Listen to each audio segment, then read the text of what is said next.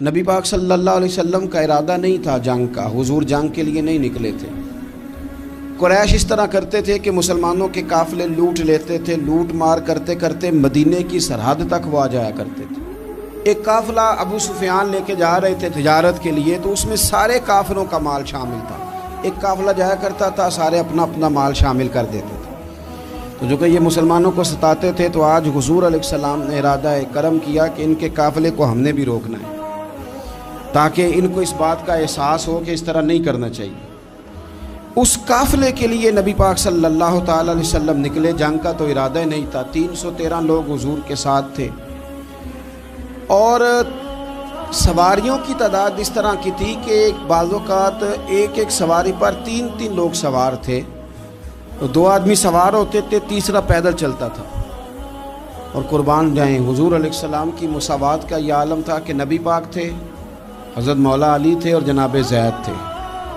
2 سوار ہوتے تھے، ایک پیدل چلتا تھا۔ جب 2 غلاموں کے سوار ہونے کی باری تھی، آقا کے پیدل چلنے کی باری تھی، تو حضرت علی نے اور جناب زید نے عرض کی، حضور آپ بیٹھ جائیں، ہم پیدل چلتے ہیں۔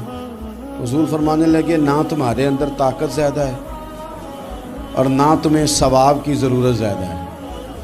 مجھے اللہ نے طاقت بھی زیادہ دی ہے اور میں ثواب سے بھی مستغنی نہیں ہوں، لہذا تم اگر پیدل چل سکتے ہو تو میں بھی پیدل چلوں گا میں بھی پیدل۔ یہ چیز مساوات پیدا کرتی۔ حضور اس طرح جا رہے تھے۔ ابو سفیان بڑے تیز آدمی تھے۔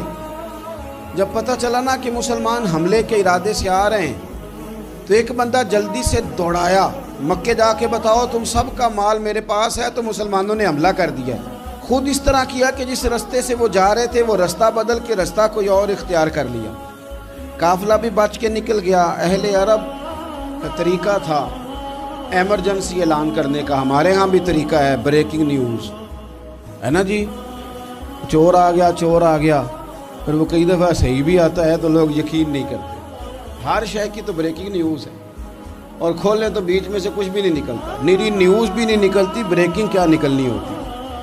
اس لیے میں کہتا ہوں کہ میڈیا کی ہر بات کو تسلیم نہ کر لیا کریں، سوشل میڈیا پہ چلنے والی ہر خبر کو نہ مان لیا کریں۔ یہاں تو اتنا عجیب حال ہے، ہمارے ایک بزرگ عالم دین ہے، بیچارے پچھلے دنوں وضاحت دے رہے تھے، خود بیٹھ کے کہہ رہے تھے وہ میں زندہ ہوں بھائی، کسی نے میڈیا پہ خبر دے دی کہ میں فوت ہو گیا ہوں۔ وہ کہہ رہے تھے مہربانی کرو مجھے سونے دو، سارا دن ٹیلی فون آتے ہیں اور لوگ مجھے ہی فون کر کے میری ہی تعزیت کا پوچھنے لگ جاتے ہیں۔ تو اس طرح نہ کریں، کیا صرف تھوڑا سا میڈیا چلانے کے لیے جھوٹ بولا جائے گا؟ بہرحال انہوں نے جو بندہ بھیجا تو بریکنگ نیوز کا وہاں بھی ایک طریقہ تھا۔ اونٹ کے کان ناک کاٹ دیتے تھے، اپنے کپڑے پھاڑ لیتے تھے۔ اب اونٹ بڑے زور سے چلاتا تھا، جب اس کا ناک کٹ جاتا تھا، اونٹ چلاتا تو لوگ گھروں سے نکل آتے۔ اب وہ جو بندہ ابو سفیان نے بھیجا تھا، اس نے جا کے اپنے اونٹ کے ناک کان کاٹ دیے۔ لوگ دوڑے، باہر نکلے، پوچھا کیا ہوا، تو اس نے کہا نکلو تمہارا تو مال سارا لوٹنے لگے مسلمان۔ وہ ابو سفیان بچ کے نکل گئے تھے، انہوں نے پیغام بھی دیا کہ میں بچ کے آ گیا ہوں، اب آنے کی ضرورت نہیں۔ لیکن انسان کو جو چیز سب سے زیادہ پستی میں لے جاتی ہے وہ اس کا تکبر ہوتا ہے۔ تو مینوں جانتا ہی نہیں، تجھے میرا پتہ ہی نہیں، کہ لے ڈوبتی ہے چیز لوگوں۔ انہیں بھی لے ڈوبی، انہوں نے کہا جی اب نہیں واپس جانا، اب چلو۔ 1000 کا لشکر، گانے بجانے والی عورتیں ساتھ، شراب کے مٹکے ساتھ، 10 اونٹ روز ذبح ہو رہے ہیں، سردار دعوتیں پکا رہے ہیں، گوشت بھونا جا رہا ہے۔ بدر میں پہنچ گئے، مسلمان بھی 313 پہنچ گئے۔ یہ ساری رات شرابیں پیتے، وہ ساری رات سجدے کرتے، یہ نعت گانے سرور کی محفلیں سجتی اور وہ رسول پاک کی تقریر سنتے، حضور کے خطبات سے فیض یاب ہوتے۔ عمیر بن وہب کو بھیجا ابو جہل نے کہا پتہ کر کے آؤ بندے کتنے۔ اس نے جا کے کہا کہ 312 313 310 اتنے۔ کہنے لگا جنگ کیا کرنی ہے، ان کو سویرے اونٹوں کی پشتوں پہ باندھ کے لے جائیں گے، مکے جا کے دیکھیں گے کیا کرنا ہے۔ یہ تکبر ہے نا۔ تو عمیر بن وہب کہنے لگا ہیں 312 ہیں 313، میرے اندازے میں 310، لیکن ایک کا بھی واپس جانے کا ارادہ کوئی نہیں۔ میں نے جس کو بھی دیکھا ہے شہادت کی دعا مانگتے دیکھا ہے، ارادہ بڑا پکا لے کے آئے، شہادت ہے مطلوب و مقصود مومن، نہ مال غنیمت نہ کشور کشائی۔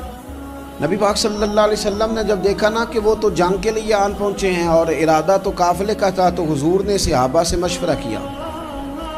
نبی پاک علیہ الصلوۃ والسلام نے ہمیں بتایا ہے کہ چیزیں مسلط نہ کرو۔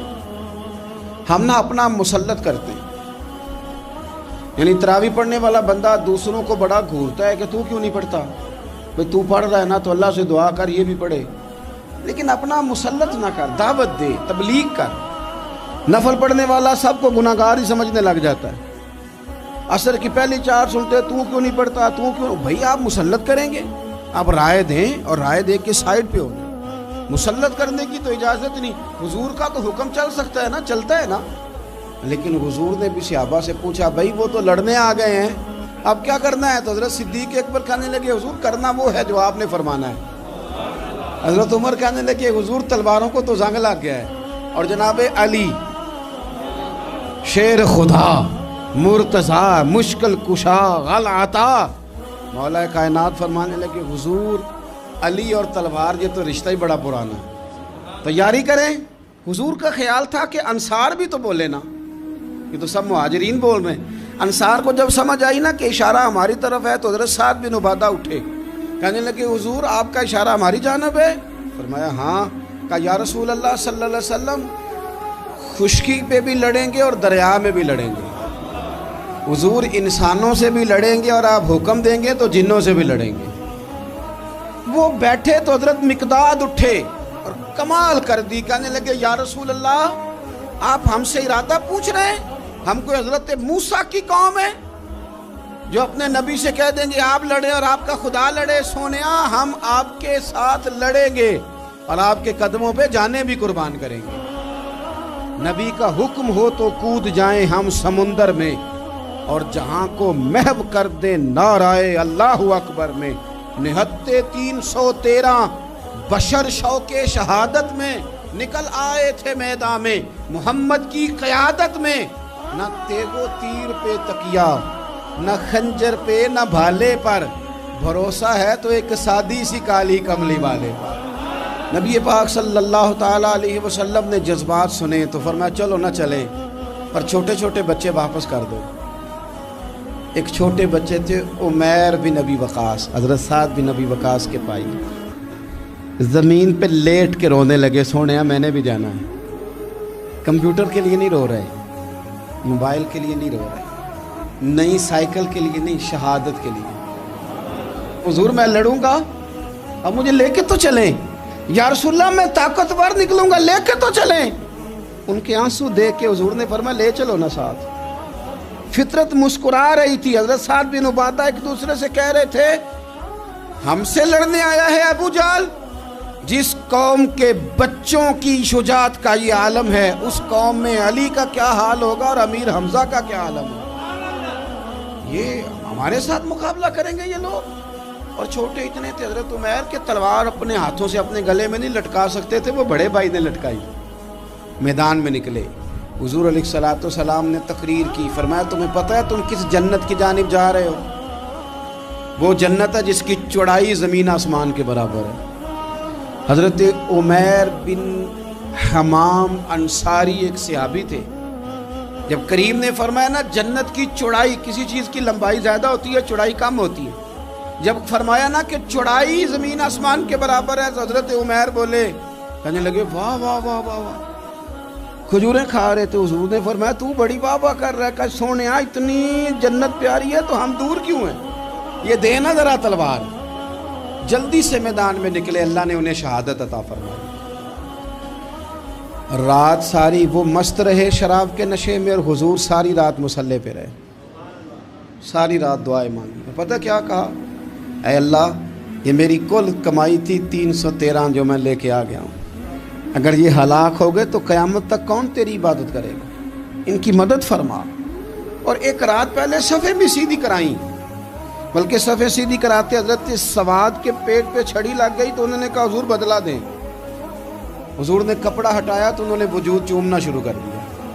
حضور نے ہمیں سبق دیا کہ صفیں بھی سیدھی کرانی ہے اور دعائیں بھی کرانی ہیں، صف بھی سیدھی ہو مصلی بھی آباد، دونوں کام کرنے، اور پھر توکل ہو، پھر تمہارا دل جمے کہ انشاءاللہ فتح اللہ مسلمانوں کو دے گا، رونے نہ رویا کرو، معیشت کے، معاشرت کے، غریبی کے، تنگ دستی کے، فقیری کے رونے نہ رو، اللہ کی مدد کو آواز دو۔ ہم نے وہ لوگ بھی دیکھے ہیں بیچارے جو نہ اسلامی معیشت پہ بات کرتے ہیں، نہ معاشرت پہ، نہ اخلاقیات پہ، اور جب بھی بات کریں گے کہیں گے حضور کو تو علم ہی کوئی نہیں تھا، قاری کچھ نہیں سکتے، مجبور محض تھے معاذ اللہ، یہ تقریریں کریں گے۔ یہ مسلم شریف کی حدیث ہے، کوئی اختلاف والی بات نہیں، پر بعض اوقات نا دل کو تکلیف ہوتی ہے کہ یار اس طرح کی باتیں کیوں کرتے ہو۔ یہ مسلم ہے، حضرت انس بن مالک فرماتے ہیں ایک رات پہلے حضور نے چھڑی پکڑی اور میدان بدر میں جا کے فرمایا، لکیر کھینچ کے فرمایا یہاں ابو جہل مرے گا، یہاں عتبہ مرے گا، یہاں شیبہ، یہاں ولید مرے گا۔ حضور نے لکیریں کھینچی، فرماتے ہیں باقی لوگ جنگ لڑ رہے تھے اور میں چپ کے لکیریں بھی دیکھ رہا تھا کہ حضور نے لگائی تھی۔ فرماتے ہیں اللہ کی عزت کی قسم کوئی کافر ایک انچ بھی ادھر ادھر نہیں ہوا، جہاں نبی پاک نے لکیر لگا دی تھی وہیں مرا ہے۔ یہ شان اللہ نے حضور کو دی ہے، حضور کے علم مبارک کا یہ کمال ہے۔ نہ اس طرح کی باتیں کریں جس سے امت تقسیم ہو۔ سویرے جنگ شروع ہوئی، صبح 3 کافر میدان میں نکلے، عتبہ، شیبہ اور ولید، 3 انصاری مسلمانوں کی جانب سے مقابلے میں نکلے، لیکن وہ تکبر جو ہوتا ہے نا وہ جان چھوڑتا نہیں۔ تو ولید کہنے لگا، عتبہ شیبہ کہنے لگے ہم نے نہیں ان سے لڑنا، یہ تو ہمارے پائے کے ہی نہیں، کوئی قریش میں سے بھیجو، قریش میں سے۔ آپ نے کون سا ناراض ہونا ہے، ویسے چودھریوں کے بچے، سیٹھوں کے بچے کچھ بھی نہیں کر پاتے، کیونکہ ساری زندگی لوگ چودھری صاحب کہہ کے دماغ ہی نہیں ٹھیک ہونے دیتے، وہ رہ جاتا ہے کام سے ہی۔ میرے حضرت صاحب فرمایا کرتے تھے، میرے استاد جی، کسی گھر میں علم چلا جائے تو کئی دفعہ نکل آتا ہے، لیکن کسی گھر میں پیری مریدی چلی جائے وہ نہیں نکلتی، کیونکہ پیر کا بیٹا جس طرح کا بھی ہو لوگ پیر مان ہی لیتے ہیں۔ اور اسی طرح کسی گھر میں چودراہٹ چلی جائے تو وہ بھی باہر نہیں آتی۔ بچوں کو لوگ چودھری کہہ دیتے ہیں، وہ اس بیچارے کا بھی دماغ خراب ہوتا ہے، کچھ کر ہی نہیں پاتا۔ یہ چودراہٹ ہر جگہ مصیبت کھڑی کرتی ہے، اللہ ماشاء اللہ۔ ولید کہنے لگا ہم نے نہیں لڑنا، یہ ہمارے پائے کے بندے پہ جو انصاریوں سے لڑے۔ تو فطرت مسکرا کے کہہ رہی تھی لگتا ہے تمہارا جلدی مرنے کا ارادہ ہے، ٹھیک ہے۔ پھر نبی کریم نے فرمایا ٹھیک ہو گیا، چلو۔ ابو عبیدہ بن جراح اٹھے، حضرت عبیدہ اٹھے، حضور نے فرمایا اب اللہ کا شہر امیر حمزہ اٹھے، حضرت امیر حمزہ اٹھے۔ تیسرے نمبر پہ حضور نے فرمایا یا علی کم، علی اٹھنا جار ذرا نکلنا میدان میں۔ دیواریں ہلتی رہتی ہیں اور در کانپ جاتا ہے، علی کا نام سن کے اب بھی خیبر کانپ جاتا ہے۔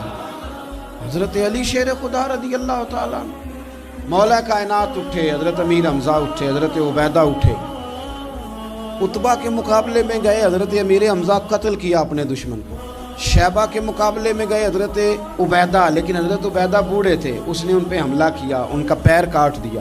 حضرت علی نکلے ولید کے مقابلے میں، 2 ہی ضربیں لگائیں، ولید کا سر کاٹ کے حضرت عبیدہ کی مدد کو بھی پہنچ گئے حضرت علی، اس کو بھی قتل کیا۔ پھر حضرت عبیدہ کو اپنے کندھوں پہ اٹھایا، نبی پاک کی بارگاہ میں لائے، انہوں نے حضور کے قدموں کو چوم کے کہا حضور مجھے شہادت ملی کہ نہیں ملی؟ نبی پاک نے فرمایا رب نے تمہیں شہادت کا درجہ دے دیا۔ اب میدان میں جہاد شروع ہوا، لڑائی شروع ہوئی، لوگ نکلے۔ حضرت زبیر بن عوام بھی برچھی لے کے، ایک کافر نکلا، آس اس کا نام تھا، وہ سارا لوہے کا لباس پہن کے آ گیا، صرف آنکھیں نظر آ رہی، بڑے مسلمانوں کو زخمی کر رہا تھا، اب کیسے لڑیں اس کے خلاف؟ تو حضرت زبیر بن عوام کے ہاتھ میں برچھی تھی، بس آنکھیں نظر، اتنی زور سے اللہ اکبر کہہ کے برچھی ماری نا کہ اس کا آپ نے گلا ہی کاٹ کے رکھ دیا، ہر چیز اس کے دماغ سے باہر نکل آئی، زمین پہ تڑپا۔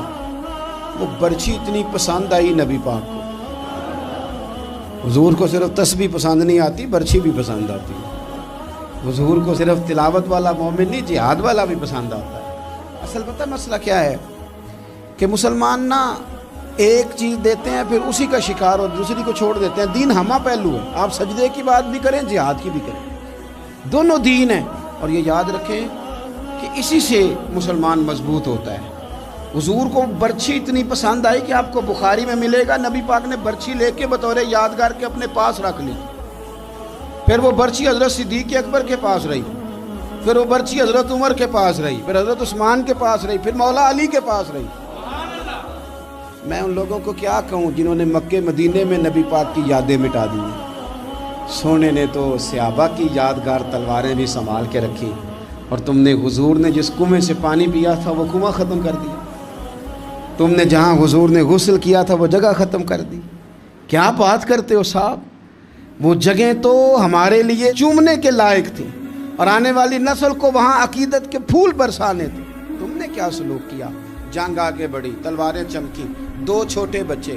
او نوجوانوں، خدا را واپس لوٹو اپنے دین کی طرف۔ 2 چھوٹے بچے، اور یہ اس طرح کے لفظ ہیں، مجھے کہہ لینے دو وہ دیسی تھے، مجھے کہہ لینے دو پینڈو تھے۔ وہ 2 بچے آ کے حضرت عبد الرحمن ابن عوف سے پوچھتے ہیں، کہتے ہیں چاچا جی ابو جہل کدھر ہے؟ یہ لفظ ہیں حدیث میں، چاچا جی، چاچو کدھر ہے ابو جہل؟ تو کہتے ہیں میں نے ہاسکے کا پتر، تم نے کیا کہنا ہے؟ تو چھوٹے والے کو باتیں بھی صحیح نہیں کرنے آتی تھی، کہنے لگا چاچا اسے مارنا ہے۔ کہا کیوں مارنا ہے؟